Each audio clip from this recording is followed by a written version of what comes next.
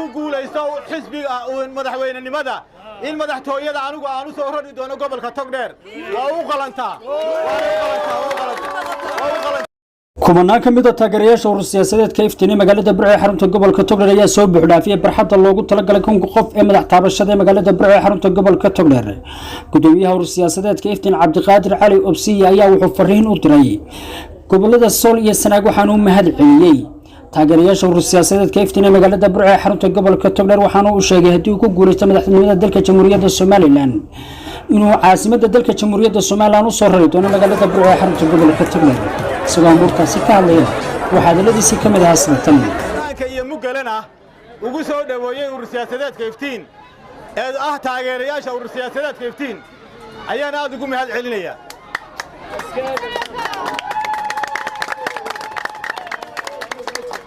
insha Allah ta'ala guul baan inoo rajaynaya urur siyaasadeedka iftiin halkan maanta dadka isugu yimi waxa ay ka badan yihiin 10 kun oo qof bay ka badan yihiin alxamdulilaahi rabbil caalamiin nimcada ilaahay baa laga helaa dadka ilaahay baa laga helaa dadweynaha waxa leeyahay aad iyo aad baa u mahadsantihiin dhammaan taageerayaasha urur siyaasadeedka iftiin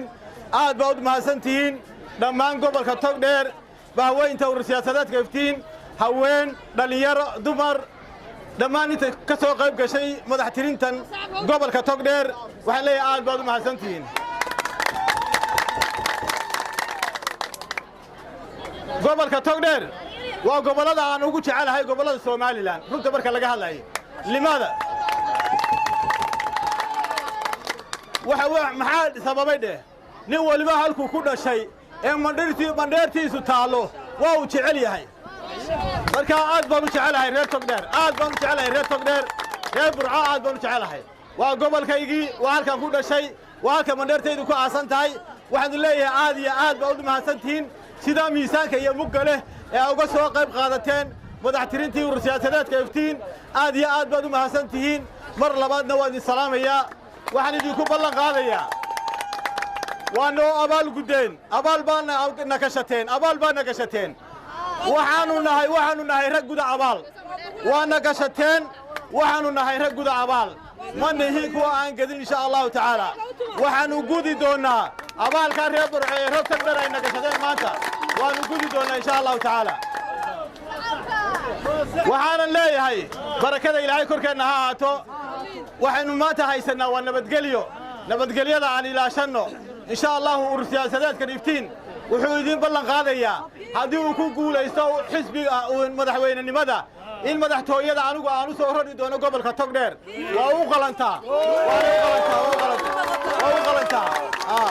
insha Allah ta'ala waxaan ugu soo rarayaa hal sabab darteed laba sababood darteed dadka ku noolaan aqaano inay yihiin dad yani ficil oo goboho karti loo isku mid ah dhinac u soo wajeeda inay yihiin waa caqabada qodobka labaad aan doonayay inuu ugu soo raro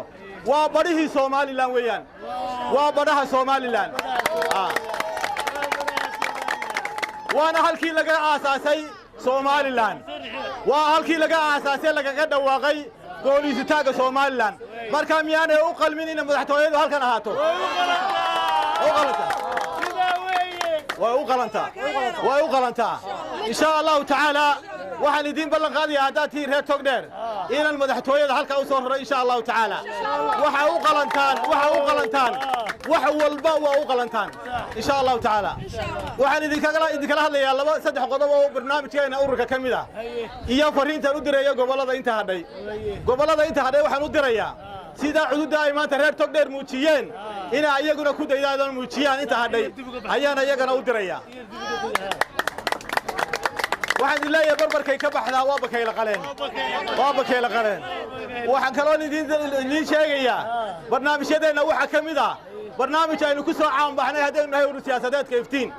waxa kamid ah guur wadareedyada aynu samayn doono dhalinyarada kaasaa kamid ah inaynu sanad walba u samayn doono 100 hablood iyo 100 inan inaynu gobol walba isaga guurin doono taas oo cid inala mid